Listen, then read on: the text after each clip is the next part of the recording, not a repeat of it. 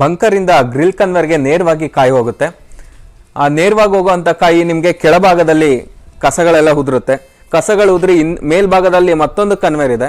ಆ ಕನ್ವೇರಲ್ಲೂ ಸಹ ತುಂಬ ಕಸಗಳು ಉದುರೋದ್ರಿಂದ ಮಿಷಿನಿಗೆ ಅನೇಕ ವೇಸ್ಟೇಜ್ ಅಂದರೆ ನಾರುಗಳಾಗ್ಬೋದು, ಕಸಗಡ್ಡಿಗಳಾಗ್ಬೋದು, ಎಲ್ಲವೂ ಸಹ ಇಲ್ಲೇ ಸಿಗುತ್ತೆ ನಿಮಗೆ. ಆದ್ದರಿಂದ ಬೇರಿಂಗ್ ಹಾಗೆ ಮಿಷಿನ್ ಮೇಂಟೆನೆನ್ಸ್ ಚೈನ್ಸ್ ಎಲ್ಲವೂ ಸಹ ಉತ್ತಮವಾಗಿ ಬಾಳಿಕೆ ಬರುತ್ತೆ. ಸ್ನೇಹಿತರೆ, ಗ್ರಿಲ್ ಕನ್ವೇರಿಂದ ನೇರವಾಗಿ ಬಂದಂಥ ಕಾಯಿ ಬೆಲ್ಟ್ ಡ್ರೈವ್ ಒಳಗೆ ಬೀಳುತ್ತೆ. ಗ್ರಿಲ್ ಕನ್ವೇರ್ನಿಂದ ಬೆಲ್ಟ್ ಕನ್ವೇರ್ಗೆ ಕಾಯಿ ಬರೋದ್ರಿಂದ ಸಮನಾಗಿ ಮಿಷಿನಿಗೆ ಬರುತ್ತೆ.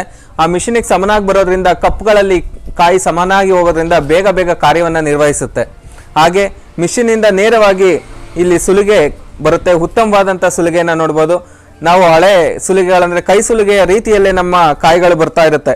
ಆದ್ದರಿಂದ ಅದನ್ನು ವಿಂಗಡಣೆ ಮಾಡಲಿಕ್ಕೆ 3 ಥರದ ವಿಂಗಡಣೆಯನ್ನು ಮಾಡಿದ್ದೇವೆ.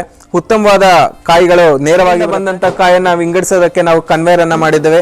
ಇಲ್ಲಿ ಲೇಬರ್ಗಳನ್ನ ಇಟ್ಕೊಂಡು ಕಾಯಿಗಳನ್ನ ಶುದ್ಧೀಕರಣ ಮಾಡ್ಬೋದು. ಇದರಿಂದ ತುಂಬ ಅನುಕೂಲಕರನೂ ಇದೆ. ಯಾಕಂದರೆ ಕಾಯಲ್ಲಿ ಬರ್ತಕ್ಕಂಥ ಮೊಗ್ಗು ಮತ್ತು ಕಸಕಡ್ಡಿಗಳನ್ನ ಇಲ್ಲೇ ಬೇರ್ಪಡಿಸ್ಕೊಂಡು ನೇರವಾಗಿ ಬಾಯ್ಲರ್ಗೆ ಹಾಕೋಬಹುದಾಗುತ್ತೆ. ಸ್ನೇಹಿತರೆ, ಆಗಲೇ ತೋರಿಸಿದಾಗೆ 10 ಬೆಲ್ಟಿನ 2 ಮಿಷಿನ್ಗಳು ಇಲ್ಲಿದೆ.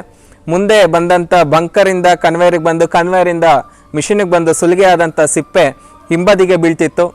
ಈಗ ಏನಾಗಿದೆ ಅಂದರೆ ಹೊಸ ಟೆಕ್ನಾಲಜಿಯಲ್ಲಿ ಕನ್ವೇರ್ ಸಿಸ್ಟಮನ್ನು ಮಾಡಿದ್ದೇವೆ. ಆ ಕನ್ವೇರ್ ಮೂಲಕ ಬಂದಂಥ ಸಿಪ್ಪೆ ನೇರವಾಗಿ ಪೈಪ್ ಕನ್ವೇರ್ನಿಂದ ವಾಹನಕ್ಕೆ ನೇರವಾಗಿ ಹೋಗುತ್ತೆ.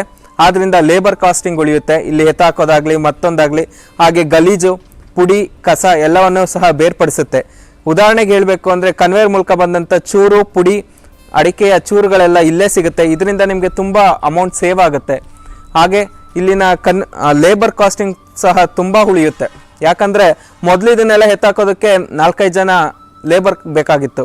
ಈಗ ನೇರವಾಗಿ ಅದು ವಾಹನಕ್ಕೆ ಹೋಗೋದ್ರಿಂದ ನಿಮಗಿಲ್ಲೂ ಲೇಬರ್ ಸಹ ಸೇವ್ ಆಗುತ್ತೆ.